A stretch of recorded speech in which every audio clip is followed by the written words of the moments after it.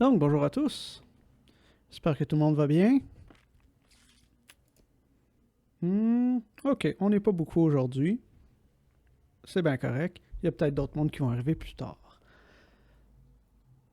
J'espère que jusqu'à présent, vous avez passé une bonne semaine. Dans mon cas, la salle de bain est 90% terminée. Donc, on lâche pas. Il reste encore juste une couche de peinture parce qu'apparemment qu'une job de 3 jours, c'est normal que ça prenne 2 semaines. La vie dans Côte-des-Neiges.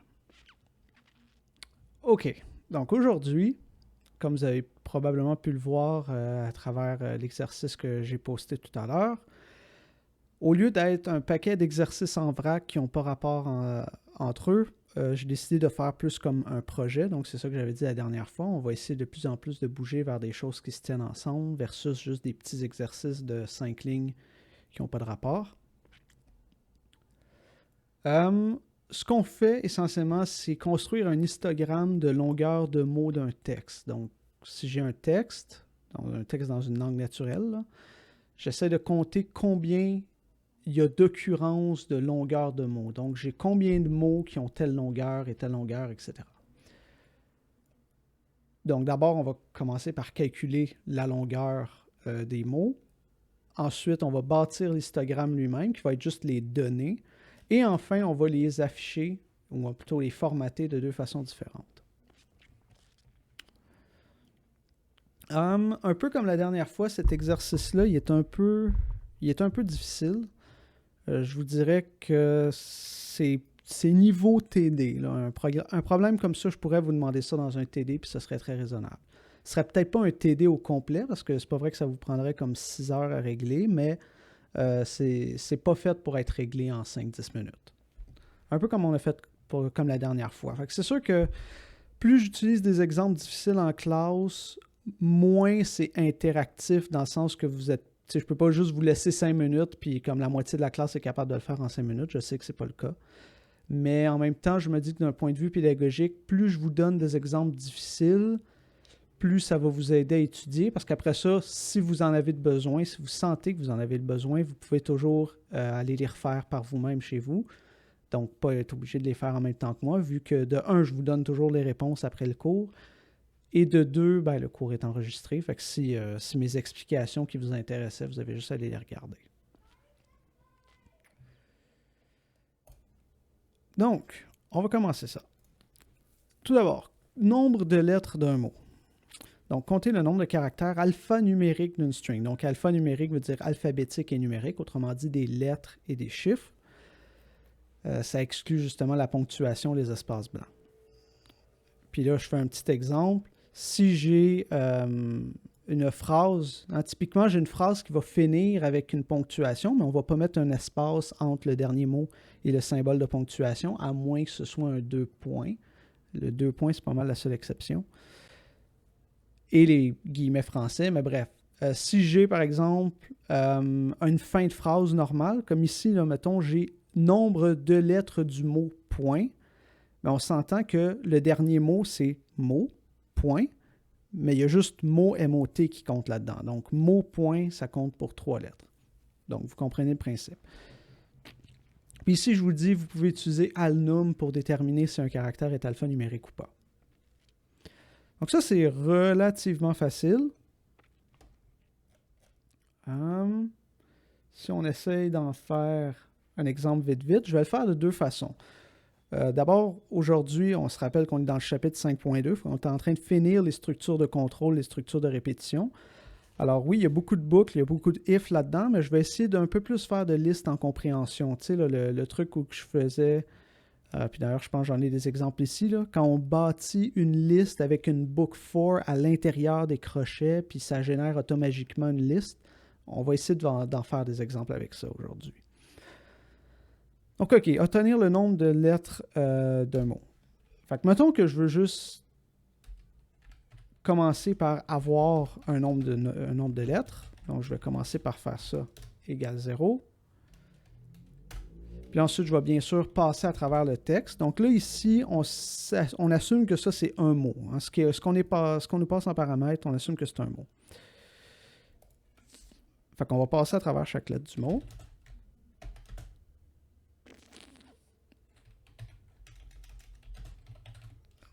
Pour chaque lettre dans le texte. Puis là, ce que je veux, c'est 6 lettres alphanumériques. Num letters plus égale 1. Et ensuite, je retourne mon nombre de lettres. Je vous ai donné l'indice, je vous ai dit d'utiliser alnum, mais comment on fait dans la vie? Ben, c'est essentiellement juste que on va sur les internets. Puis là, je ferais, mettons, Python is char alpha numeric.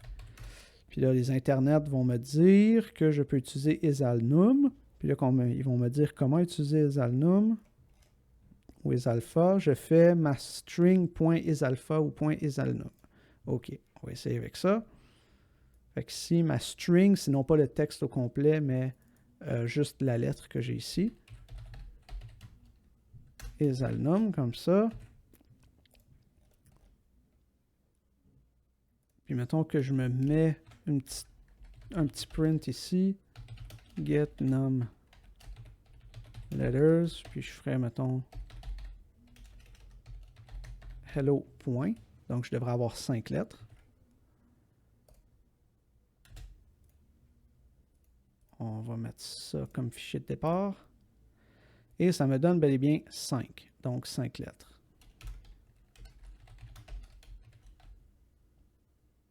On va se mettre une petite ligne ici pour séparer le reste de l'exercice.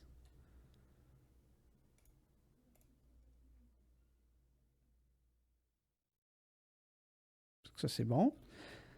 Maintenant, mettons que je voulais faire ça sur une ligne. Il y aurait moyen de le faire sur une ligne. Ça ne va pas être nécessairement la façon la plus propre, mais c'est juste pour vous donner un exemple. Donc, si on parle de compréhension de liste, tout d'abord, qu'est-ce que c'est la compréhension de liste? C'est si je veux bâtir une liste à partir d'une expression, ce que ça fait, c'est que je vais faire une boucle à l'intérieur d'une liste et ça va générer un élément pour chaque itération de la boucle. Puis en gros, ça a l'air de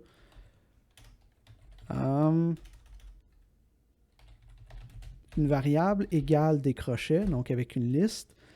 Et par exemple, mettons que je veux juste générer une liste qui a les nombres de 0 à 5, peu importe, 5 exclus, mettons. Ce serait, la boucle pour faire ça, ce serait pour i dans range 5, ça va me donner 0, 1, 2, 3, 4. On est d'accord là-dessus. Puis là, ce que je fais, c'est que je prends ma boucle. Donc ça, c'est ma boucle dans laquelle je mettrais ensuite un append dans une liste. Mais là, je vais prendre ma boucle. Puis avant la boucle, ce que je vais mettre, c'est l'expression que je veux mettre dans chaque élément de la liste. Donc j'ai une expression. Ensuite, j'ai une boucle. Puis cette expression-là, je fais comme si elle était à l'intérieur de la boucle. Donc je génère i. Donc je génère une liste dont chaque élément est i pour chaque i dans le range 5. Puis si je fais ensuite print ça, ça me donne la liste 0, 1, 2, 3, 4. Ensuite, je peux aussi dire, fait que là ici j'ai dans le fond mon expression, ma boucle dans laquelle je génère l'expression, puis ensuite je peux mettre une condition qui me dit si j'ignore des éléments ou pas. Donc, mettons que je veux afficher... mettons pour i dans le range 0 à 10, 10 exclu bien sûr, si i est un multiple de 3. Donc, si i modulo 3, autrement dit, si i divisé par 3 reste 0. Qu'est-ce que ça va faire? Ça me donne juste les multiples de 3. Parce que ce qu'il fait, c'est que si la condition ici n'est pas respectée, il ignore l'élément puis il passe au prochain. Donc, en théorie, je devrais avoir 10 éléments dans ma liste, mais étant donné qu'il a ignoré tous les éléments qui ne respectent pas plutôt cette expression-là, ça fait que maintenant, j'en ai juste 4. Fait qu'en gros, une compréhension de liste, c'est une expression dans une boucle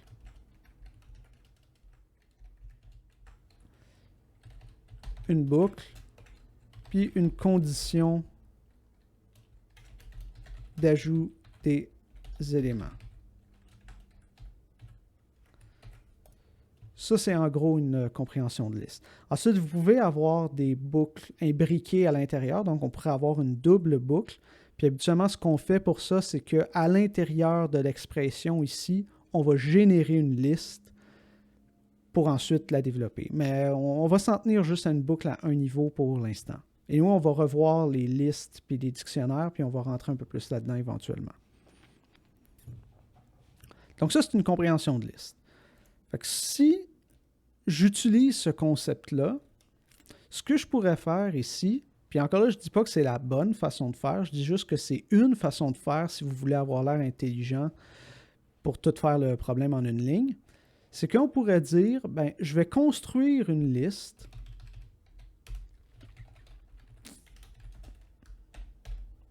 ici.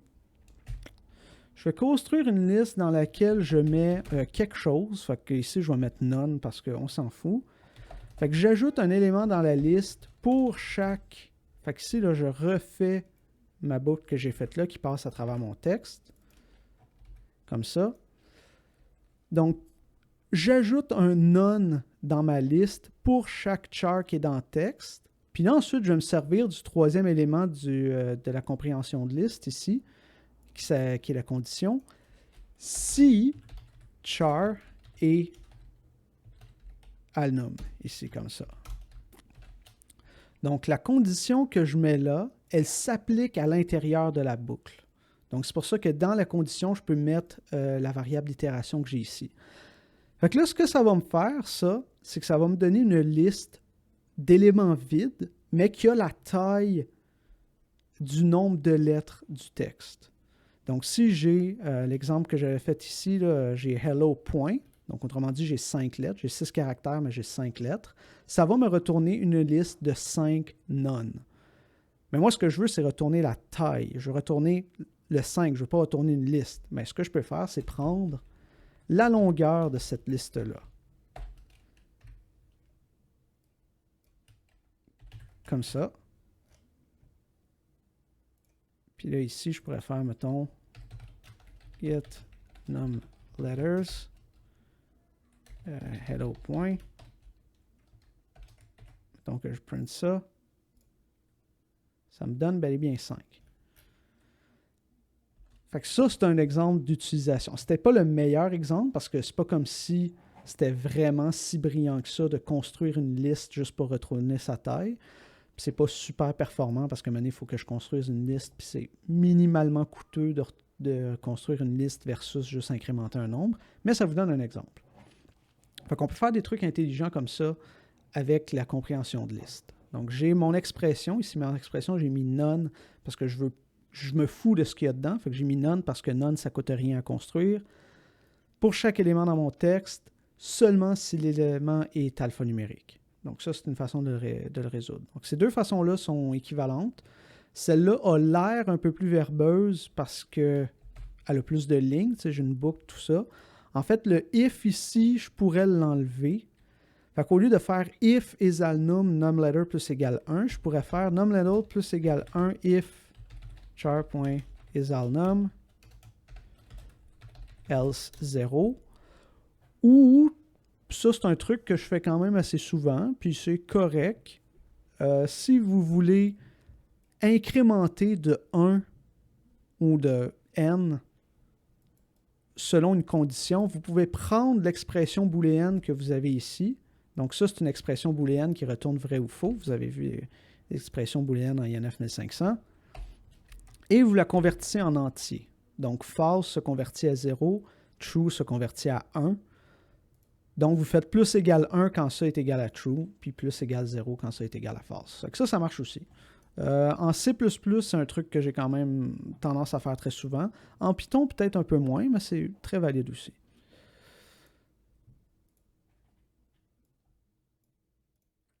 Fait que mettons notre façon intelligente, mais qui ne l'est pas vraiment, on va la mettre en commentaire ici. Puis on regarde le résultat, ça donne toujours bel et bien 5.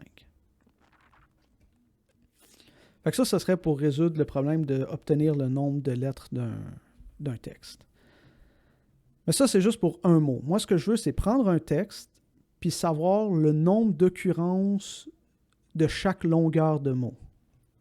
Donc moi, ce que je dis ici, dans l'énoncé, c'est une liste dont chaque élément, donc ça c'est la sortie de ma fonction, une liste dont chaque élément est le nombre d'occurrences de la longueur de lettres qui correspond à l'index. Donc ça, c'est le nombre de mots qui ont la longueur 0. Ça va être toujours égal à 0 parce que ça n'existe pas des mots de taille 0.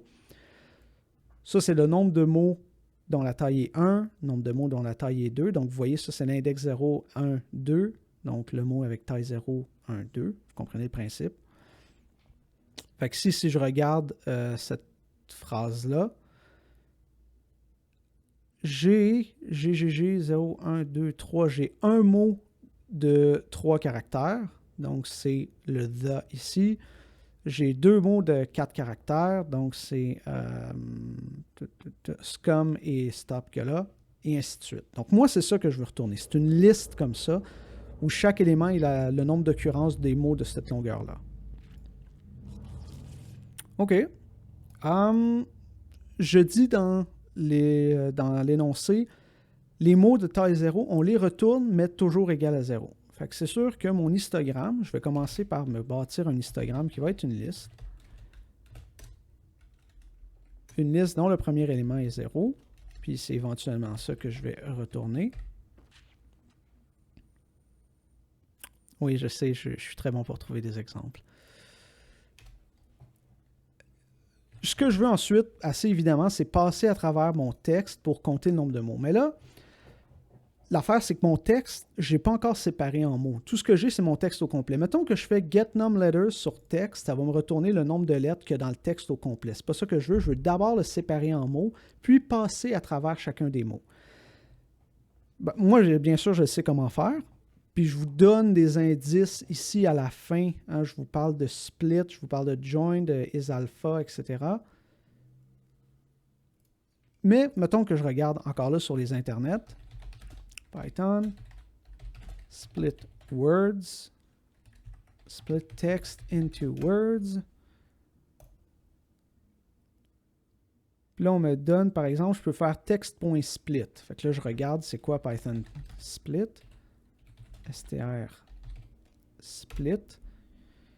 Puis là, en fait, tant qu'à être, je peux juste aller prendre le lien que j'ai déjà mis ici. Donc, comment je me sers de ça? Je prends une string. Si je fais .split avec un caractère, ça va me retourner une liste des mots de cette string-là séparés par un caractère. Donc, au lieu d'être des espaces, ça peut être des virgules, ça peut être n'importe quelle string qu'on met ici. Puis si on ne met rien en paramètre, c'est ça qui est spécifié ici, ce que ça va faire, c'est que ça va aller séparer avec des espaces, mais que ça va ignorer les espaces contigus. Donc, si j'ai hello espace world, ça ne va pas me donner une liste hello string vid world, ça va me donner juste hello world. Donc, c'est clairement split avec aucun paramètre que je veux. J'assume que dans mon texte, tout est séparé par des espaces, puis il n'y a pas de retour de ligne ou de truc fancy. Si c'était le cas, j'aurais juste besoin de rajouter un if dans ma boucle. OK. Donc, ça, c'est comme ça que je sépare mon texte. Donc, pour mot dans text.split, autrement dit, pour chaque mot dans la liste des mots du texte, puis c'est là que je veux obtenir le nombre de lettres d'un mot. Donc, la longueur d'un mot, ce serait réutiliser la fonction que j'ai faite ici.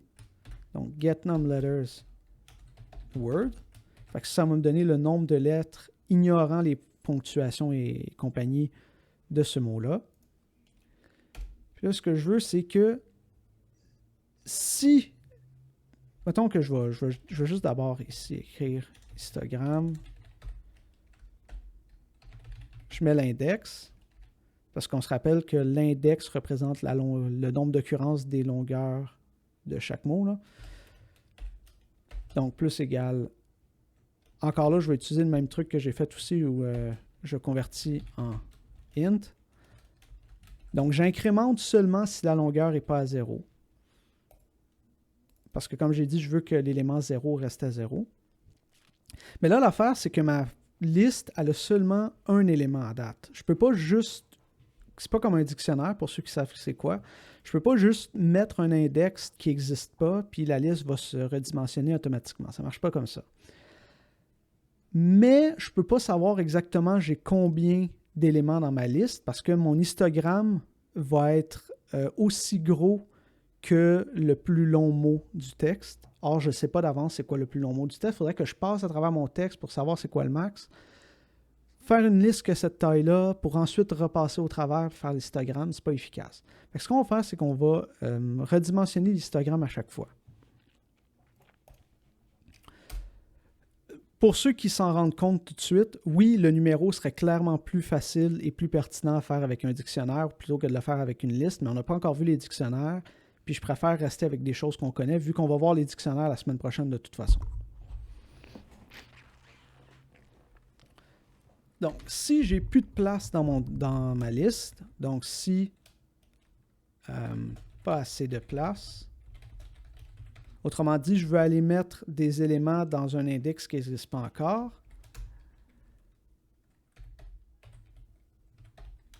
ce que je veux, c'est ajouter des éléments à ma liste selon un certain nombre. Donc, on se rappelle que quand on fait une liste fois un nombre, ce que ça fait, c'est que ça va concaténer la liste à elle-même ce nombre de fois-là. Donc, comme avec les strings, ça fonctionne de la même façon.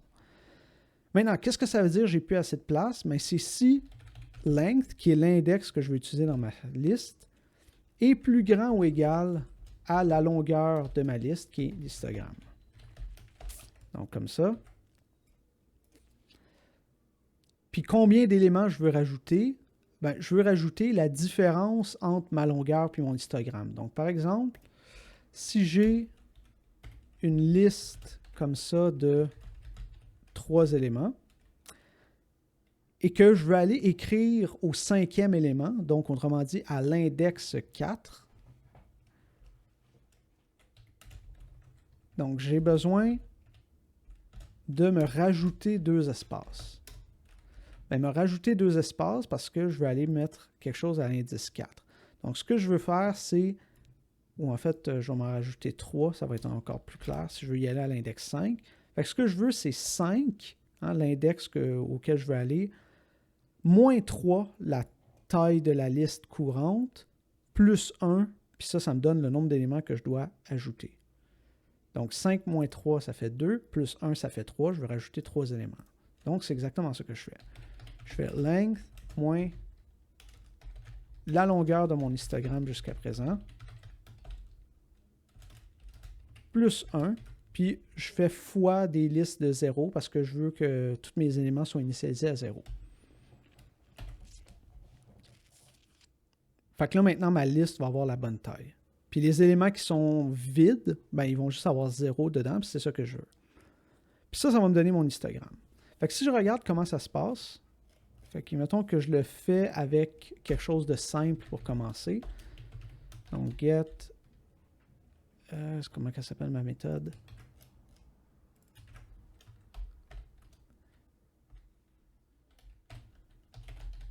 Hello world comme ça. Hello world comme ça, ou mettons you parce que ça, je veux des trucs qui ont deux noms différents, deux nombres de lettres différentes. Là-dedans, j'ai deux mots dans ce texte-là. J'ai hello à 5 lettres et j'ai you à 3 lettres parce que la virgule se fait ignorer, le point d'exclamation se fait ignorer. Donc, mon histogramme devrait avoir l'air de quelque chose comme 0 mot à 0 lettres, parce que c'est par définition qu'on le définit de même. Aucun mot de une lettre, aucun mot de 2 lettres, un mot de 3 lettres, aucun mot de 4 lettres, un mot de 5 lettres. Donc, ça devrait me donner quelque chose de même.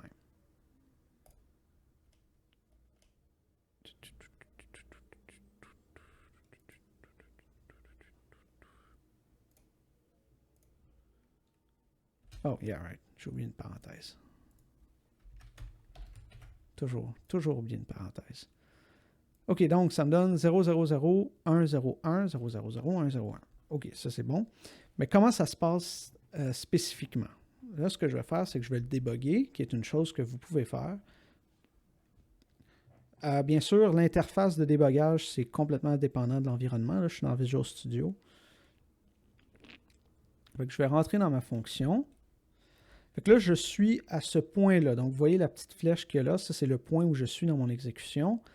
On voit que texte est égal à hello you, parce que c'est ça que j'ai passé en paramètre.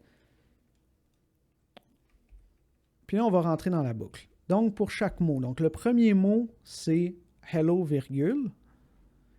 Puis hello, virgule, quand je passe ça à getNumLetter, ça me retourne une taille de 5, parce que c'est une taille de 6, mais j'enlève la virgule, donc j'ai une taille de 5.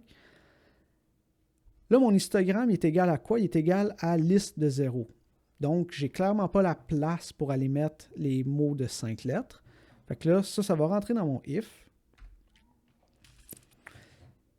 Ma longueur est égale à 5. La longueur de mon histogramme est égale à 1. Donc, length histogram, ça va me donner 1. Donc, 5 moins 1, ça fait 4. Plus 1, ça fait 5 parce que je veux ajouter 5 éléments. Et je fais ça fois 0, fois une liste avec seulement l'élément 0. Et ça va me donner un histogramme qui est égal à 6 éléments. Donc, 6 éléments parce que j'ai les mots de taille 1, taille 2 jusqu'à taille 5. Ensuite, je prends mon index qui est ma longueur et je l'incrémente si la longueur n'est pas égale à 0, ce qui est bien sûr le cas puisqu'elle est égale à 5. Fait que là maintenant, mon histogramme, une fois que je suis rendu dans ma deuxième itération, la deuxième itération qui est avec le mot you, mon histogramme est rendu avec un 1 dans le 5. Puis on fait la même chose avec le 3. Ici, ma longueur est égale à 3. J'ai déjà l'élément qui existe pour ça, fait que je n'ai pas besoin de rentrer dans le if. Je fais mon incrémentation. Maintenant, mon histogramme a aussi un 1 à l'élément 3, donc au quatrième élément. Ma boucle s'arrête là, et je saute, et je l'affiche.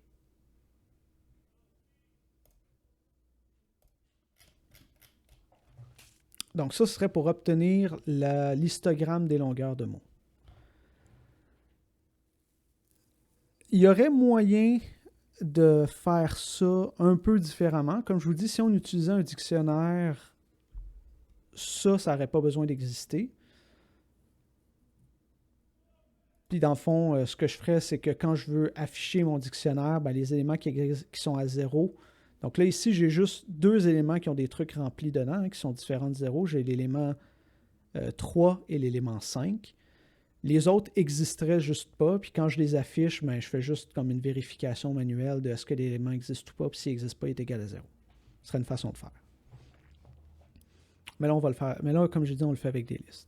Fait que ça me retourne mon histogramme qui est une liste. OK. Mais moi, ce que je veux, c'est l'afficher proprement. Parce que là, en ce moment, comment je l'affiche, c'est comme ça, là, comme une liste brute, puis ça ne me dit pas grand-chose. Moi, ce que j'aimerais, c'est avoir des barres, avoir un graphique. Ce que j'aimerais, c'est avoir quelque chose qui ressemble à ça. Donc, j'ai des barres horizontales qui représentent un graphique. Puis ici, ben ça, c'est comme mon axe des X. Fait qu'il faut s'imaginer que c'est un graphique où l'axe des X est vertical, l'axe des Y est horizontal. Les X étant bien sûr la variable indépendante. Puis je voudrais l'afficher comme ça, avec des étoiles. Fait que rapidement, on est capable de se dire, OK, mais ce que je fais, c'est qu'étant donné que quand je fais des prints ou quand je fais des strings, ça part toujours d'en haut puis ça va vers le bas, ben je commence du début de mon histogramme. J'ignore l'élément 0 parce qu'il ne représente rien. J'affiche l'index, puis ensuite j'affiche une rangée d'étoiles qui est égale au nombre d'occurrences. Donc ça veut dire que j'ai 3 occurrences de mots qui ont une taille de 5. Hein. L'exemple qu'on prenait, c'était la même phrase que j'ai mis dans le main tantôt. OK. Fait que je vais commencer par faire ça. Encore là, tous les exercices qu'on fait, on ne les print pas directement dans la fonction.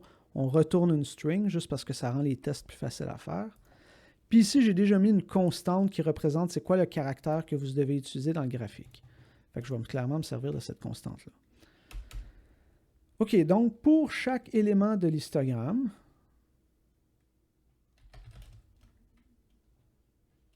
puis encore là, il va y avoir 2 façons de le faire, celui-là, soit avec une boucle ou encore là avec une compréhension de liste comme on a fait ici. Cette fois-ci qui est pertinente à faire. Donc on va commencer avec une boucle normale. Donc je vais avoir mon résultat ici qui commence par une string vide. Pour chaque élément dans mon histogramme. Puis là, je voudrais ignorer le premier élément. Fait que ce qu'on va faire, c'est qu'on va dire, je vais utiliser une sub-liste de histogramme qui part au deuxième élément. Donc, je fais 1, 2 points. Autrement dit, je veux de l'index 1 jusqu'à la fin. Comme ça, je passe par-dessus le premier élément, qui ne veut rien dire, par définition.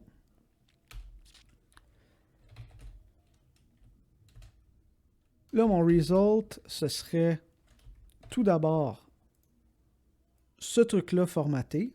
Puis là, on voit qu'il est aligné, hein, mon 1, puis il est aligné exactement sur le nombre de caractères qu'il y a de besoin. Parce que le plus gros caractère que j'ai, c'est 11. Le plus gros nombre, bien sûr, est 11. 11 prend 2 caractères. Donc, pour être sûr que mon graphique soit aligné comme il faut, je dois tout aligner ça à droite sur 2 caractères. Donc, autrement dit, sur le nombre de caractères du plus gros nombre.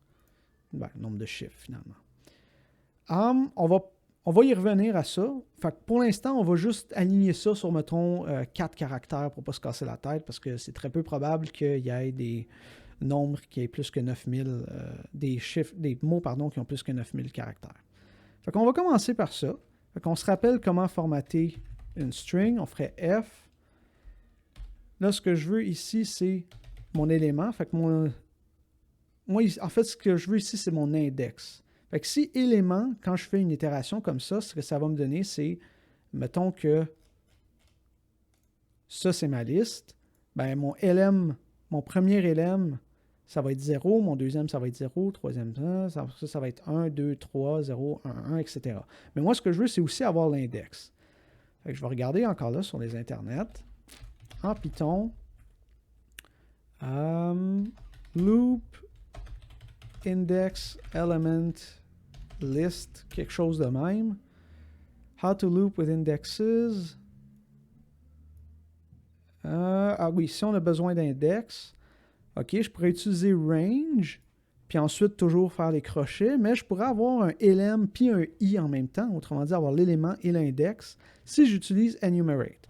Je ne suis pas sûr qu'on l'avait mis dans les notes de cours. Ça va probablement venir plus tard, mais je vais vous le montrer tout de suite. C'est pas vraiment compliqué. Fait qu'en gros, ce que je fais, c'est que je dis pour un index, donc qui est le numéro dans mon truc, et un élément dans enumerate mon histogramme. Là, je préfère mon i, puis mon i, je le formate avec rempli avec des espaces, aligné à droite sur 4 caractères. Donc, on se rappelle que l'espace ici, il veut dire quelque chose. Ce n'est pas juste pour séparer le 2 points, c'est que je dis de remplir avec des espaces. On va commencer avec ça. Puis, on va mettre un retour de ligne. Puis, on va revenir à la colonne. Donc là, ici, j'ai 0, 1, 2, 3 jusqu'à 10. Mais l'affaire, c'est que je ne veux pas que ça aille de 0 jusqu'à 10, je veux que ça aille de 1 à 11 parce que ici, j'ai pris un sous-ensemble de mon histogramme, une sous-liste de mon histogramme. Fait que ici, mon i, je vais juste faire un plus 1. Et voilà.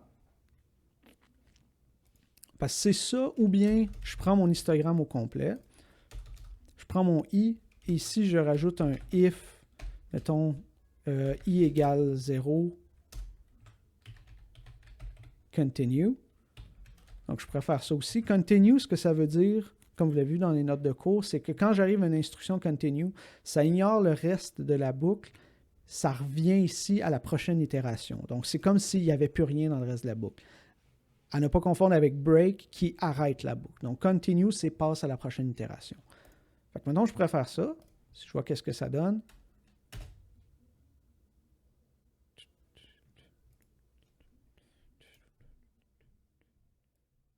Ah ouais, ici, j'ai oublié de mettre mon i. Fait que ici, je mets mon i. Fait que ici, j'ai bel et bien 1. Puis là, on voit qu'ils sont alignés sur 4 caractères. OK. Mais moi, je voudrais savoir exactement le nombre de caractères que j'ai de besoin. Or, le nombre de caractères que j'ai de besoin, c'est le nombre de caractères que ça me prend pour afficher le nombre le plus gros, donc l'index le plus gros dans la liste, qui est finalement la longueur de la liste moins 1. Je pourrais me compliquer la vie en faisant un logarithme en base 10 avec une arrondie puis une condition, ou je pourrais juste faire le truc que quelqu'un avait proposé la dernière fois, c'est, mettons que je prends mon plus gros élément, donc la longueur de ma liste moins 1, donc length histogram moins 1, moins 1 après ici. Je pourrais prendre tout ça, le convertir en string et prendre la longueur de la string qui est donnée. Donc là, ce que ça va faire, c'est que mon élément le plus gros, c'est mon index le plus gros ici, c'est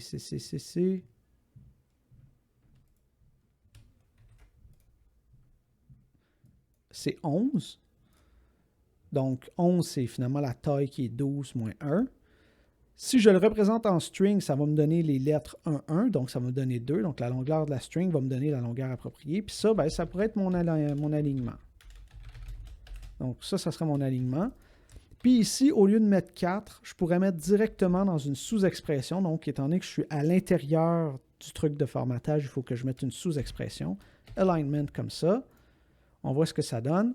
Puis là maintenant, tous mes trucs sont alignés exactement sur 2. Donc, si j'avais fait un exemple ici, mettons que ma string, je lui rajoute un mot de 100 caractères. 100 quelques caractères. Ou mettons, on va mettre exactement 100.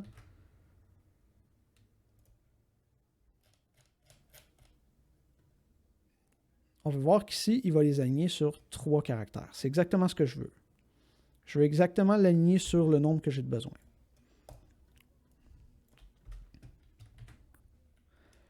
OK, so far so good. Fait que j'ai réussi à résoudre la première partie de la ligne qui a besoin d'être faite, c'est-à-dire ça. Ensuite, ben, je voudrais mettre un petit espace ici. Fait qu'on va mettre un petit espace ici. On va faire tout ça dans la même string de formatage pour l'instant. Puis là, ensuite, ce que je veux afficher, c'est une string avec le nombre d'étoiles. Ben, ça, c'est simple. Le nombre d'étoiles que je veux mettre ensemble, c'est tout simplement la longueur du mot. Donc, c'est l'élément dans l'histogramme ici. Donc, le nombre d'occurrences de cette longueur-là. Donc, I, c'est la longueur, puis mon LM, c'est le nombre d'occurrences. Fait que tout ce que je veux, c'est finalement une string d'étoiles comme ça, fois LM. Mais là, je ne veux pas mettre des étoiles directement, je vais utiliser ma constante que j'ai mis là. Fait qu'au lieu d'être la constante étoile, ça va être la constante rowchar. Comme ça, ici, je peux juste directement la changer à un seul endroit. OK. On voit ce que ça donne. OK, ça donne la bonne affaire. Parce qu'on se rappelle, la multiplication, ça fait juste les concaténer ensemble. Mais là, j'ai fait tout ça dans une boucle. Puis après ça, à chaque itération, je rajoute une fin de ligne. Il y aurait moyen de tout faire ça en comme une ligne. Fait que mon alignement, on va le laisser comme ça. Ça, c'est un calcul qui est important. Là, ce qu'on va faire ici,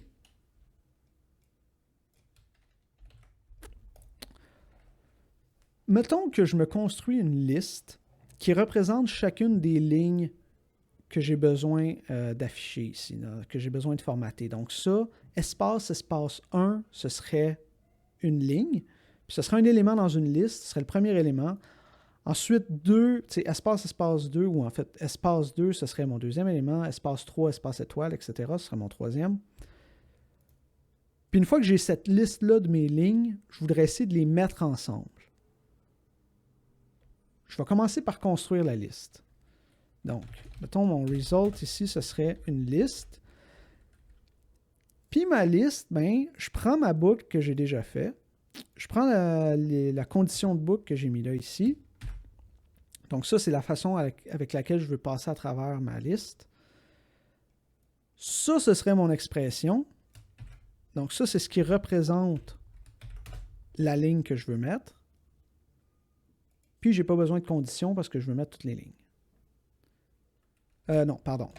Ici, je veux mettre la ligne seulement si i est pas égal à 0. Donc, le contraire du continue que j'ai mis là. Ça va me donner une boucle. Là, mettons... Ah oui, il faudrait que je le return. Hein? Je vais mettre ça directement dans mon return. Là, on voit que ça, c'est ce que ça me donne comme liste. Donc, on voit que j'ai bel et bien mon 1 aligné avec un espace. Ensuite, j'ai mon 3 aligné avec un espace, espace 1 étoile parce que j'ai un mot de 3 caractères. Même affaire pour le 4, j'ai 2 mots de 4 lettres, donc j'ai un espace puis 2 étoiles. Ensuite, il faudrait que je sois capable de joindre ces strings-là. Donc, rapidement, on se dit, ben, je fais une book for, puis dans ma book for, je fais un plus égal dans une string avec un retour de ligne, puis ça va marcher. Mais il y aurait moyen de le faire encore là en une seule ligne. Donc, mettons Python join string list elements. Mettons.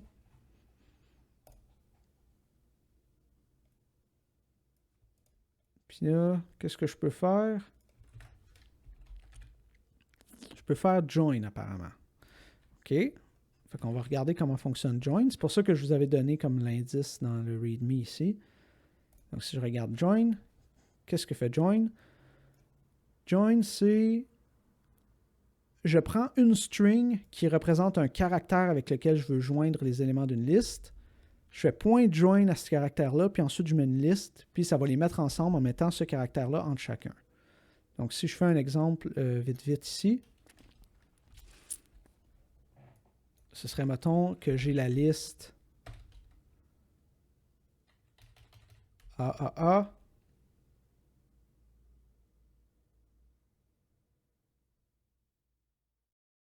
Oups.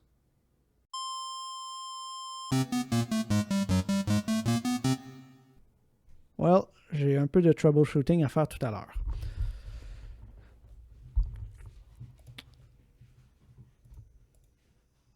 OK, je vais finir la fonction où on était rendu. J'imagine que vous avez perdu les comme quelques dernières minutes quand je parlais. J'ai vu qu'à un moment donné, mon bitrate était rendu à 0, donc j'imagine que vous m'avez perdu il y a quand même un bout. Donc ici, ce que je fais, c'est comme je disais, je vais construire ma liste. OK, ça c'est bon. Puis ensuite, une fois que je veux joindre ma liste, ce que je fais, c'est que si, mettons que j'ai une liste AAA, BBB, donc AA, BB, CC, comme ça, je peux la joindre avec une string ici. Fait que si, mettons que je fais une string vid.join, avec des parenthèses, parce que j'ai oublié comment programmer, ce que ça va faire, c'est que ça va prendre chacun des éléments dans l'ordre et ça va les concaténer avec ce caractère-là, avec cette string-là. Or, mais ici, j'ai mis une string vide, donc ça concatène avec rien entre, donc ça me donne AA, BB, BC. AA, BB, CC. Maintenant, mettons que je veux le joindre avec un espace. Bien, ici, je mets un espace, donc ça va mettre un espace entre. C'est pas obligé d'être un seul caractère. Ça pourrait être plusieurs caractères, donc... Hein? Je peux mettre n'importe quoi ici.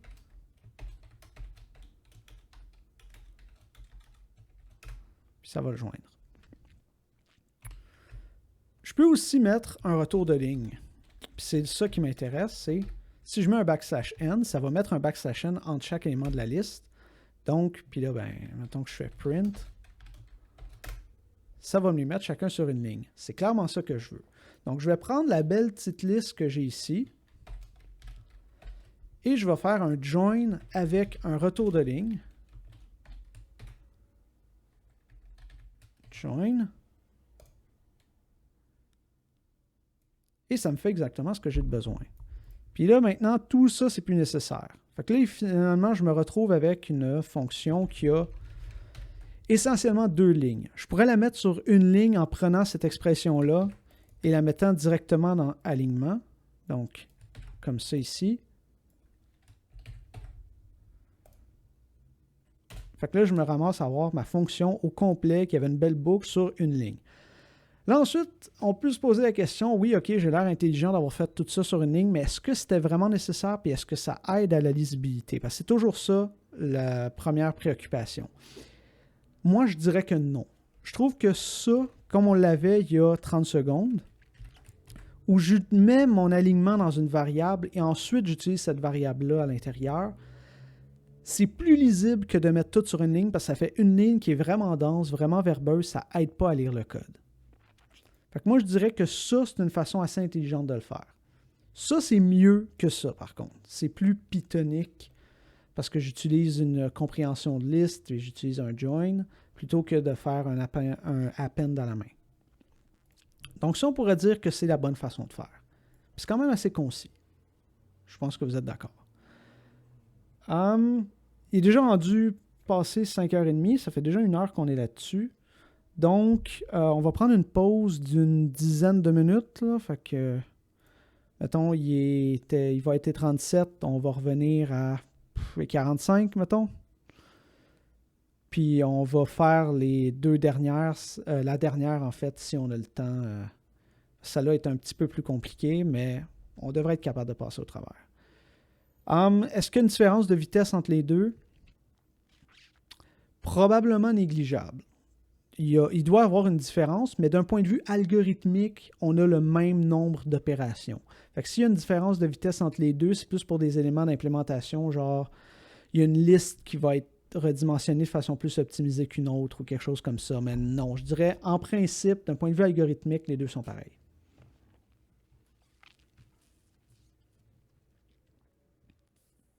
Well, ok, ouais, non, c'est pas vrai. Celle-là ici est légèrement moins performante parce que pour faire un join, j'ai besoin de faire une boucle qui passe à travers une liste puis qui les concatène, tandis qu'ici, je fais la concaténation en mesure. Fait que non, c'est pas vrai. Celle-là ici est légèrement plus lente à cause que j'ai une boucle de plus à faire. J'ai la même complexité algorithmique, c'est quand même linéaire, mais c'est un petit peu plus lent. Mais en Python, les histoires de lenteur comme ça, qui sont pas purement algorithmiques, on y fait pas trop attention. On essaye de se focusser plus sur la lisibilité du code.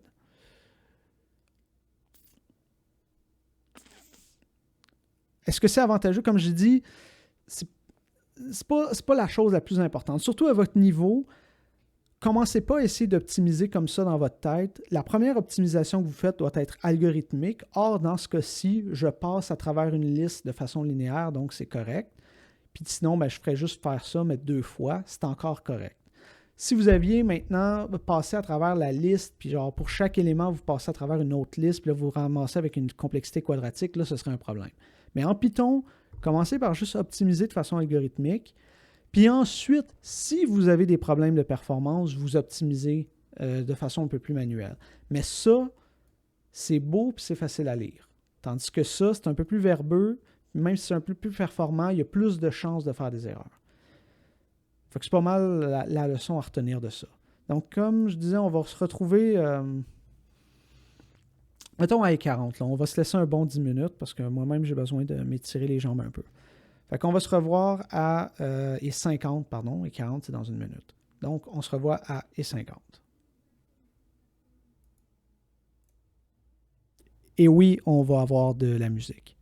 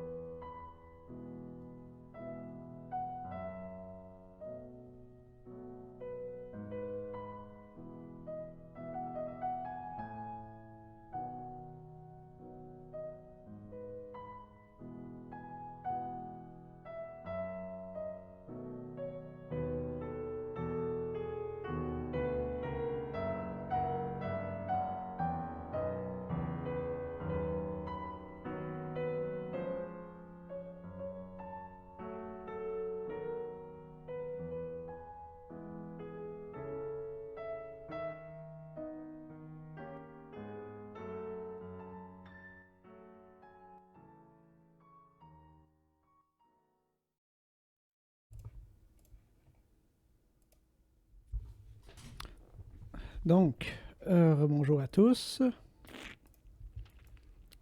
J'espère que vous avez apprécié la pièce. Pour le fun, est-ce qu'il y a quelqu'un qui est capable de se donner un guess par rapport au compositeur? C'est un des grands, là. C'est pas quelque chose d'obscur,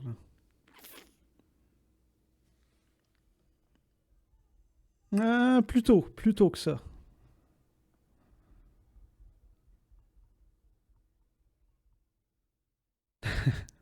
Et oui, très drôle. Je sais pas si Picasso était musicien.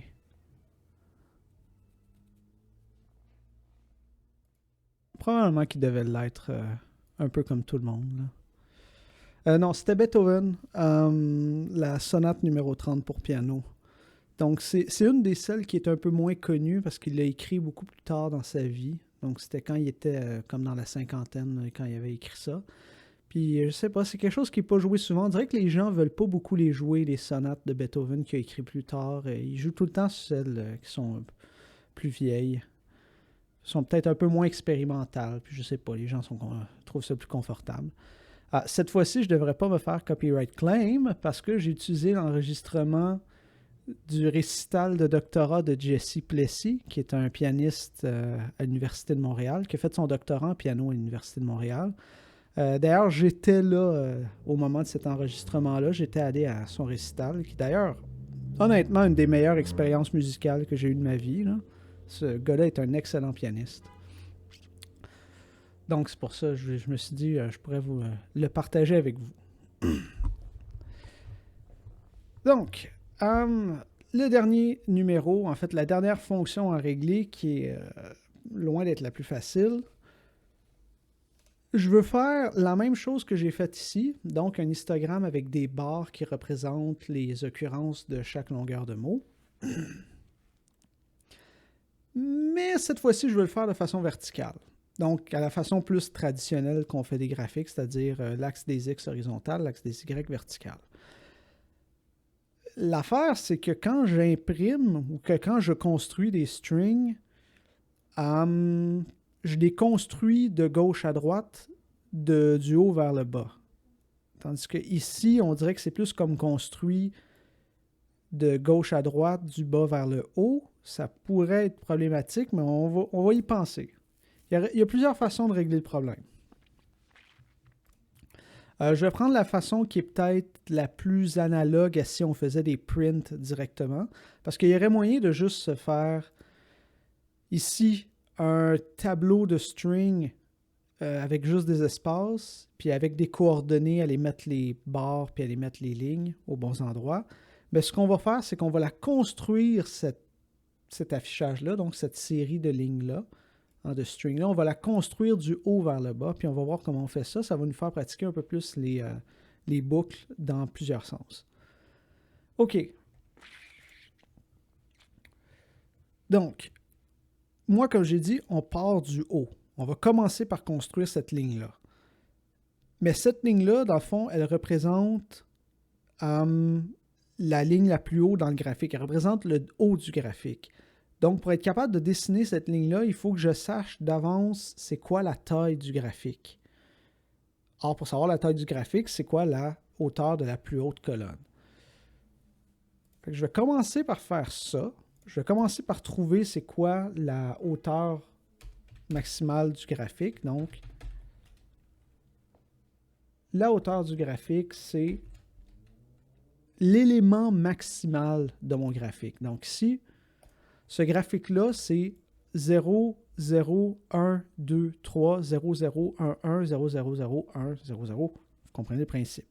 Donc ici, clairement que la hauteur de mon graphique, c'est 3 plus 1 pour la ligne d'en dessous. Parce que ça est important de se... Ça vient en ce moment, juste pour vous avertir. Ouais, j'ai remarqué que mon bitrate faisait des niaiseries de temps en temps. Ça m'étonnerait que ce soit ma machine. C'est clairement pas un problème de rendering. C'est plus un problème de lag, probablement réseau. Je vais essayer de voir ce que je peux faire à propos de ça. Si c'est nécessaire, je vais devoir sortir du Wi-Fi puis passer un câble Ethernet qui part de ma cuisine puis qui va dans mon salon. Ce que j'aurais dû faire il y a des mois, mais que je ne me suis jamais décidé à faire. Fait que peut-être que ça va finalement me botter un peu dans le cul pour le faire. Bref, revenons à nos moutons. Donc, ma hauteur, c'est l'élément maximal de ma liste. Donc, comment je trouve l'élément maximal d'une liste?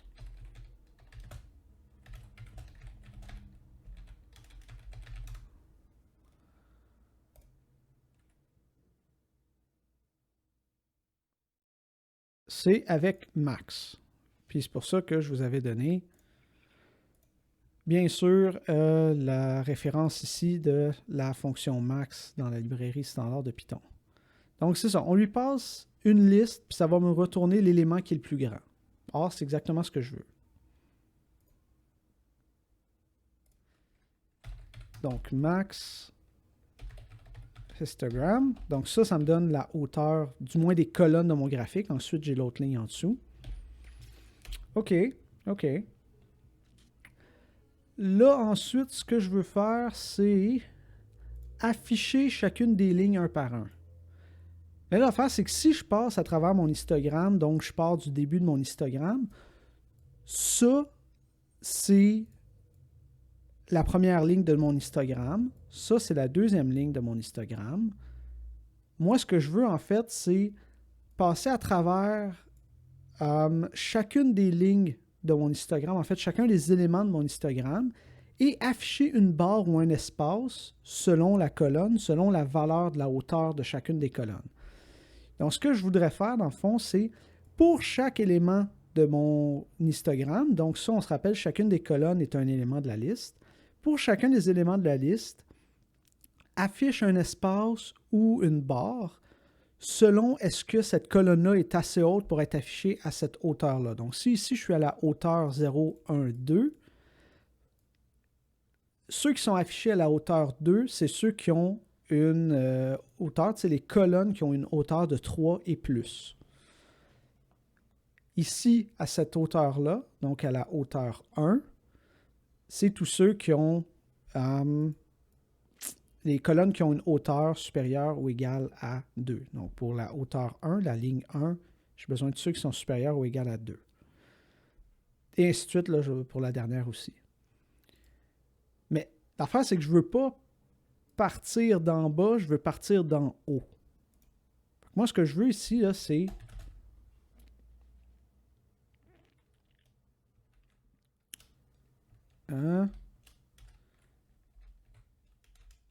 en fait, est-ce que c'est vraiment important? On va le faire dans le bon ordre. Fait que moi, ici, ce que je veux, c'est pour i dans le range. Puis là, ici, je peux faire height comme ça, parce que j'ai ma hauteur.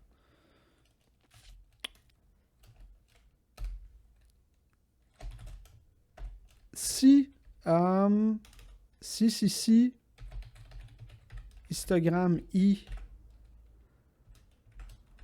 est plus grand ou égal à i, ouais, c'est bien ça. Donc, la hauteur 2, donc c'est la hauteur 0, 1, 2 pour tous ceux qui sont plus grands ou égal à 3, donc plus grand ou égal à i plus 1.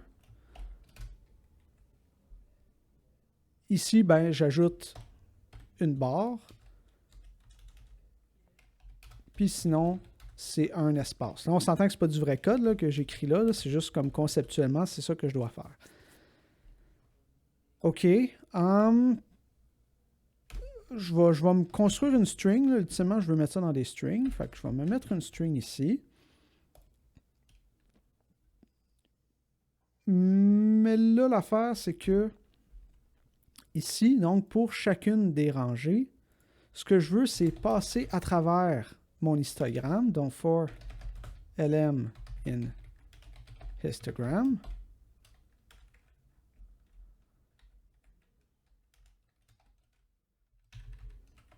Si mon élément plus grand ou égal à i plus 1, result plus égal une barre, mais une barre, je me suis mis une constante pour être capable de le changer facilement. Sinon, result plus égal un espace. Puis une fois que j'ai fini de bâtir ma ligne, donc ça, ce que ça va faire, c'est que mettons que je suis rendu à cette ligne-là.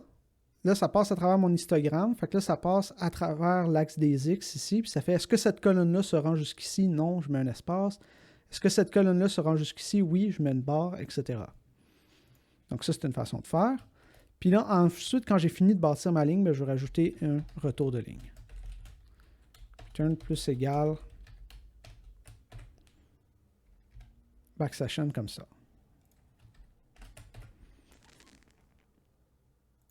De même. OK. Puis dans la fin, qu'est-ce que je veux rajouter? Hein? On se rappelle qu'ici, je mets un petit barre qui représente finalement la barre de l'axe, juste pour rendre la chose plus facile à lire dans le cas où j'ai des colonnes qui sont vides ici, chose que j'aurai toujours.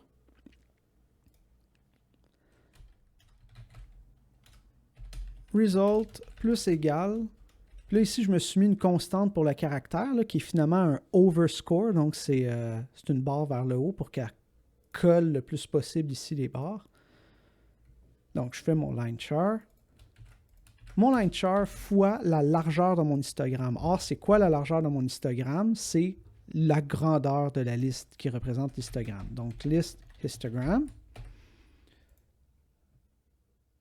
On voit ce que ça me donne. Oh, là, c'est à l'envers. On voit que ça, c'est le graphique que je veux, là.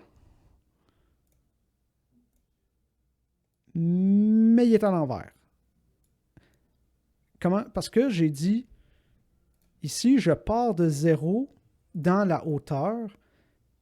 Mais l'affaire, c'est que 0, selon la hauteur, c'est le bas. Fait que moi, ce que je veux, c'est partir du haut. Là, il y aurait deux façons de faire.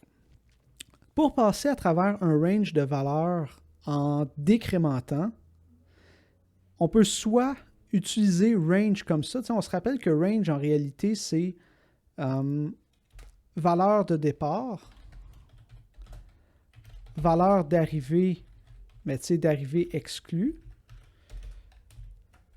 et enfin le pas qu'on fait à chaque fois. Fait que moi, ce que je veux, c'est partir du haut. Or, le haut, ici, c'est quoi? Si j'en ai 3 de haut, le haut, c'est 2. Ou dans ce cas-ci, mon haut, ça pourrait être la hauteur de mon graphique. Donc, ici, mettons que je mets la hauteur de mon graphique, qui est height. Ma valeur d'arrivée, ce serait 0. En fait, ici, je vais mettre height moins 1, c'est plus clair. Ma valeur d'arrivée, ce serait moins 1, parce qu'on se rappelle que la valeur d'arrivée, tu sais, quand on fait range 5, 5 est exclu. Donc, si on va en descendant, puis on met jusqu'à 0, 0 va être exclu. Or, on veut inclure 0. Donc, c'est pour ça qu'on va mettre jusqu'à moins 1. Puis mon pas, ben, au lieu d'incrémenter à chaque fois, on décrémente. Donc, on fait un pas de moins 1. Ça augmente de moins 1 à chaque fois. Ça avance de moins 1 à chaque fois. OK. Mettons qu'on essaye ça. Yay! C'est exactement ça que ça doit me donner. À une petite exception. Ici, j'ai 3 espaces vides. Or, ici, j'en ai juste 2. Pourquoi? Parce que l'élément 0 de mon histogramme, qui représente le nombre de mots qui sont égaux à 0, qui ont une longueur de 0, on a dit qu'on l'ignorait. Comme on a fait pour ici, on commence à 1. Fait que ce que je peux faire ici, c'est tout simplement mon élément. Donc ici, je peux faire la même chose que j'ai fait tout à l'heure, c'est-à-dire énumérer mon histogramme. Donc là, j'aurais pour J, parce que là, mon I est déjà utilisé pour le niveau de la boucle, fait que je vais passer à l'autre lettre qui est J. Fait que quand je disais IJK, c'est sûr qu'on utilise habituellement, c'est parce que quand on les imbrique, premier niveau va être I, deuxième niveau va être J, troisième niveau va être K. Si vous avez un quatrième niveau, ça pourrait être L, mais généralement, vous avez peut-être fait quelque chose de pas trop correct si vous avez 4 boucles imbriquées. Et aussi, L, ça ressemble trop à 1, puis ça ressemble trop à I, fait qu'on essaye de l'éviter. OK, puis là, je ferais, mettons, si J est égal à 0, continue.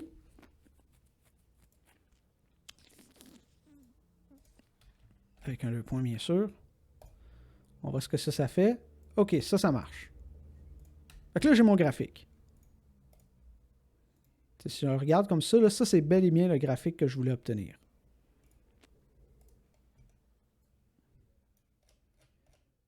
Ici, comme ça.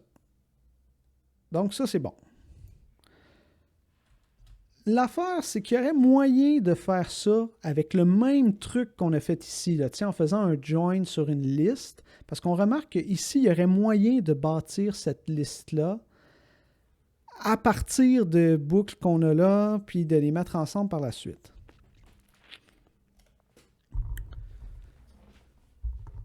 Fait ici, si on regarde comment on pourrait faire ça, est-ce qu'on a vraiment envie de le faire? Là, ici, on remarque qu'on a une liste à on aurait une boucle à 2 dimensions. On a 2 niveaux de boucle. Si on ferait une liste avec ça, là, on se retrouve à devoir faire une liste, une compréhension de liste à 2 niveaux. C'est peut-être pas nécessairement la chose qu'on a envie de faire. Ça va faire une ligne vraiment longue. Mais mettons, je vais la faire juste pour l'exemple. Aussi parce qu'il y a plein de conditions, tout ça, c'est peut-être pas idéal.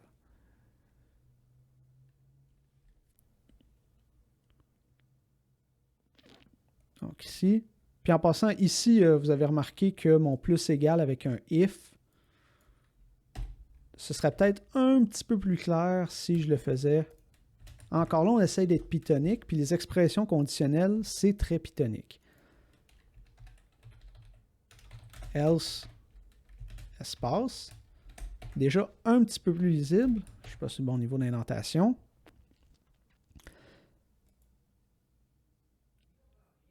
Puis là, je pourrais faire encore ici, là. Si je veux en plus rajouter le J qu'il y a là, je pourrais faire tout ça. Donc, je mets ça en parenthèse. J'utilise cette expression-là pour faire mon plus égal si J n'est pas égal à 0. Sinon, j'appende une string vide. Fait que je vais essayer avec ça. Ça marche aussi. Là, après ça, vous pourriez vous dire, ouais, mais ça, je trouve que c'est moins lisible que ce qu'on avait il y a 30 secondes. Donc, ça, c'est moins lisible que ça. Pour un débutant, oui, c'est moins lisible, mais ça, c'est beaucoup plus pythonique, dans le sens que ça ressemble beaucoup plus à ce que le Python veut être, à ce que les gens s'attendent comme Python. Donc, prenez l'habitude d'utiliser des expressions conditionnelles, d'utiliser des compréhensions de liste. De la même façon qu'on a fait ici, vous pourriez vous dire, ça, je trouve que c'est moins lisible que ça. C'est pas tout à fait vrai. Pour un débutant, c'est peut-être moins lisible, mais pour quelqu'un qui connaît ça un petit peu, tu n'as pas besoin de penser très fort pour lire ça. Ça se lit quand même assez facilement. Et oui, ici, on aurait pu faire ici, histogram, un comme ça ici. Puis dans le fond, au lieu de mettre i plus 1, si on regarde, là ici, ça fait que tout mon truc est décalé. Ici, mon j, en fait, ça, il faut qu'il s'en aille. Mais oui, il y a moyen de choisir une sous-liste. Comme ça. De même. OK, c'est bon. Puis en fait, mon enumerate ici n'est plus nécessaire. C'était pour vous donner des exemples de comment vous pouvez faire les choses. Donc ici, ça tombe que ça fonctionne, puis on n'a pas besoin de faire autre chose. Versus ici, parce que dans ce cas-ci, on avait absolument besoin de l'index pour vérifier quelque chose, tandis qu'ici, ce n'est pas vraiment le cas. En fait, on en avait besoin tout à l'heure, parce qu'ici, on s'en sert dans l'expression, tandis que ici, vous remarquez qu'on n'affiche pas les valeurs de l'axe des X. Donc, c'est pour ça qu'on peut s'en sortir. Il est déjà rendu passer 6 heures, là. OK, on va faire ça vite.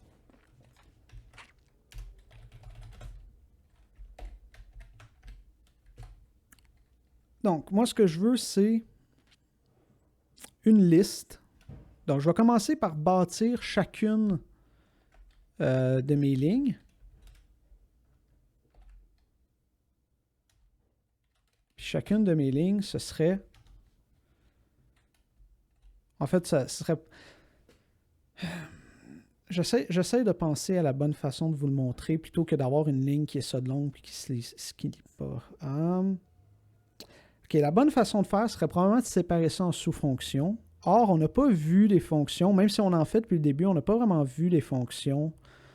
Fait que je ne veux pas rentrer dans la création de fonctions. Tu sais, moi, depuis le début, je vous donnais toujours le squelette de la fonction, puis vous n'avez pas vraiment besoin de penser à ce qui se passe. Tu sais, c'est assez clair. Vous avez votre paramètre qui est la chose qui rentre, puis vous avez votre return qui est la chose qui sort. Fait qu'à la place, on va s'arrêter là. Puis quand on va faire les fonctions, puis on va faire les structures de données, on va revenir sur un exemple similaire. Ce ne sera pas celui-là, parce que ça, jusqu'à présent, c'est relativement lisible. Si vous voulez, vous pourriez prendre le deuxième for qu'il y a ici et le mettre dans une compréhension de liste. Donc, ça pourrait avoir l'air de quelque chose genre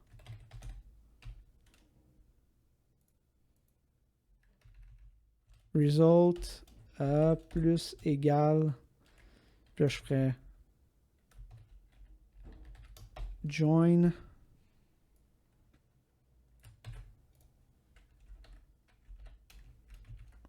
Donc ça, ce serait mon expression. Ensuite, j'aurais mon for, qui est celui-là ici. Puis, j'aurais pas besoin de condition par la suite. Donc, il faut faire attention entre c'est quoi la différence entre la condition de la boucle et une condition ici dans l'expression. La condition de la boucle, c'est que ça saute par-dessus des éléments, tandis que ça, c'est juste une condition d'affectation à l'intérieur. Donc, ça, si je mets ça en commentaire.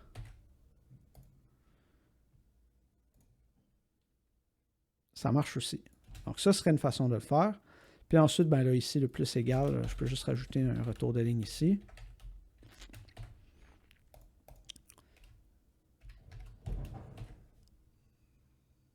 Puis même que si je veux être encore plus pythonique, je pourrais mettre tout ça dans une liste, là, mais vous avez compris le principe. Fait que ça, mettons que ce serait une façon relativement clean de le faire. C'est une compréhension de liste, c'est pas trop long, c'est pas illisible, c'est quand même assez bien séparé ensemble, puis ça m'évite une boucle imbriquée. Fait que, est-ce que je passe tous les tests?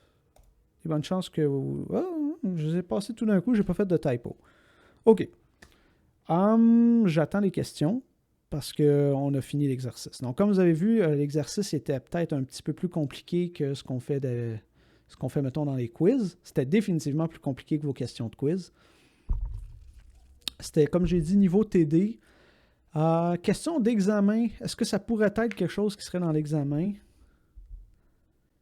C'est long un petit peu comme code à mettre dans un examen. Il faut comme y penser un peu, mais ça pourrait être une grosse question d'examen. Je ne vous dis pas qu'il n'y aurait pas des questions de cette difficulté-là dans l'examen. Les examens sont généralement quand même assez difficiles, comparé, mettons, au quiz. Mais c'est définitivement une bonne question de TP. Vous auriez pu avoir ça dans un TP.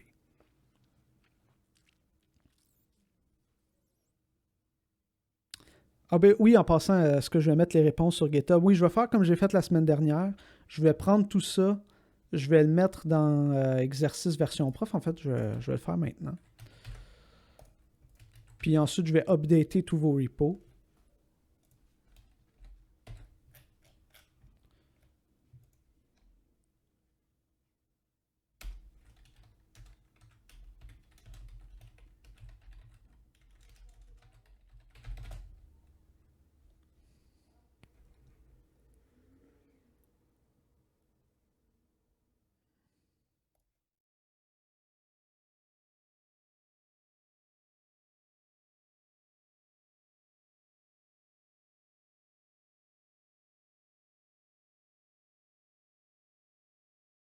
Hein? Ah, l'examen, c'est la fin de session? Non, il y a un contrôle périodique. Là. Il ne vaut pas énormément, là, il vaut juste 15%. Là. Mais oui, il y a un contrôle périodique. On va vous donner éventuellement. Ben, c'est pas tout de suite, là, on va vous donner les détails éventuellement. Et non, ça ne se fait pas à l'école, ça va être sur Moodle. Donc, ça va être avec la même plateforme que vous avez fait vos quiz, donc sur Moodle Quiz. Est-ce que ça va être possible d'avoir des exercices autres? Je veux dire oui et non. Là. Si on veut se donner à peine, probablement que ce qu'on va faire, c'est qu'on va essayer de mettre ensemble les exercices que chacun des chargés de cours a fait de son côté. Parce que les exercices que j'ai faits avec vous aujourd'hui, c'est pas ça que Samuel et Benjamin ont fait dans leur cours, là. Chacun des chargés fait ses propres exercices pour son cours. Fait que peut-être qu'on pourrait essayer de mettre ensemble les exercices de différentes sections de façon comme bien répertoriée. Mais tu sais, d'un autre côté, on ne veut pas passer 10 heures de notre côté, chacun à écrire des exercices en plus. Ça, c'est un peu ce qui est dommage quand vous faites un cours qui est donné pour la première fois, c'est qu'il n'y a pas d'anciens examens. Hein, le contrôle périodique qu'on va écrire, c'est la première fois qu'on écrit un contrôle périodique pour ce cours-là.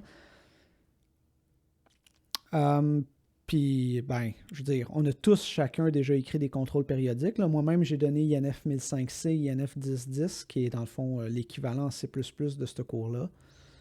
Fait que je sais comment écrire des examens, mais non. Malheureusement, vous n'allez pas être capable de super vous pratiquer. Ouais, pendant le contrôle périodique, ça va être. Ben, c'est chez vous, là, fait que vous faites ce que vous voulez. Là. Vous avez le droit de faire n'importe quoi sauf vous parler, comme dans n'importe quel examen. Mais ça me tente pas de faire une parenthèse sur le contrôle. On va vous revenir là-dessus éventuellement.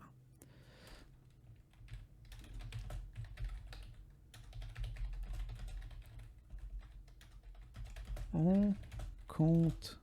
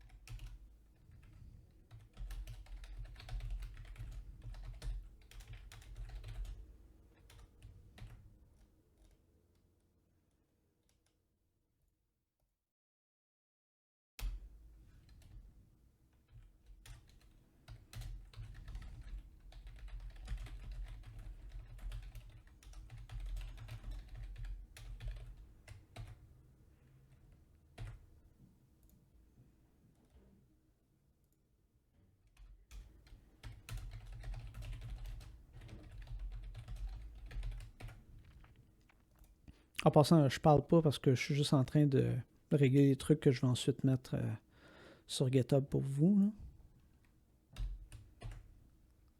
Donc, juste m'assurer que tout est bon. Exercice version prof. Ok, ça affiche la bonne chose. Est-ce que les tests passent? Est-ce que j'ai des problèmes? Non? Ok, c'est bon. Donc, je peux publier ça. Donc, exercice version prof.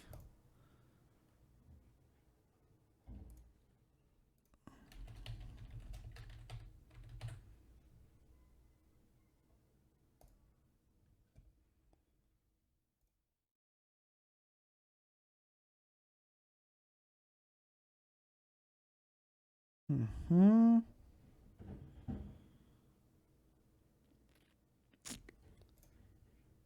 Là, malheureusement,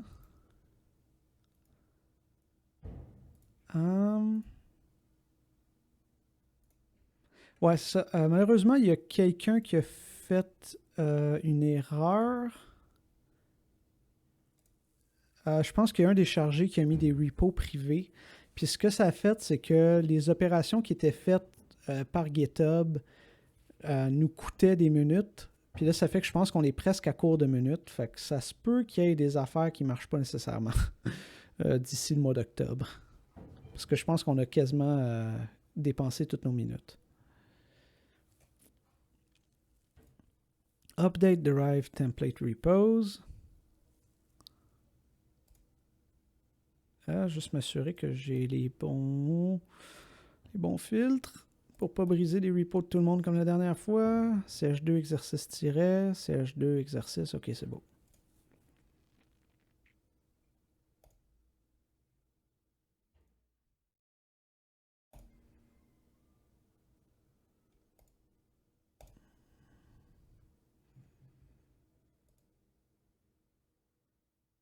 Ah, il est déjà Déjà en train de rouler.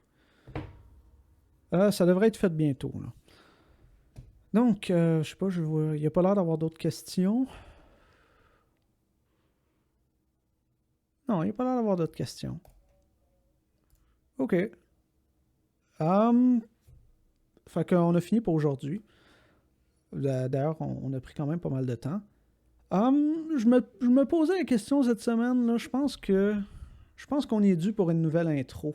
Je pense que l'intro de Zelda a commencé à faire son temps. Là. On est rendu à la quoi, la 3 4e semaine?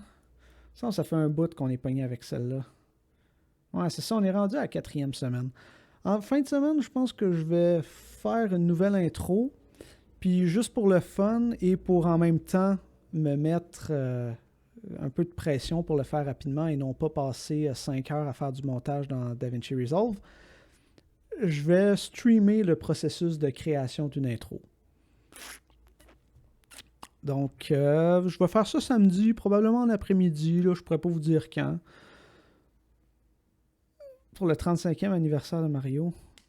C'est le 35e anniversaire de Mario. Je n'étais pas au courant. Ouais, je sais pas. Est-ce que je vais faire quelque chose avec Mario? Peut-être pas. Je vais voir. Je pensais peut-être faire quelque chose avec Witcher, mais je sais pas, je verrai. Anyway, si ça vous intéresse, je vais streamer ça samedi en espérant que ce soit pas trop du cancer et en espérant que vous n'ayez pas à me regarder à écrire genre 50 lignes de JavaScript en 2 heures. Donc, sur ce, bonne fin de semaine à tous. Merci d'avoir été là. Les quelques qui sont restés, on perd du monde à chaque semaine. Mais c'est correct. Je sais que vous avez autre chose à faire que INF 1007 dans votre semaine. Donc, merci à tous. Bonne fin de semaine et à la prochaine.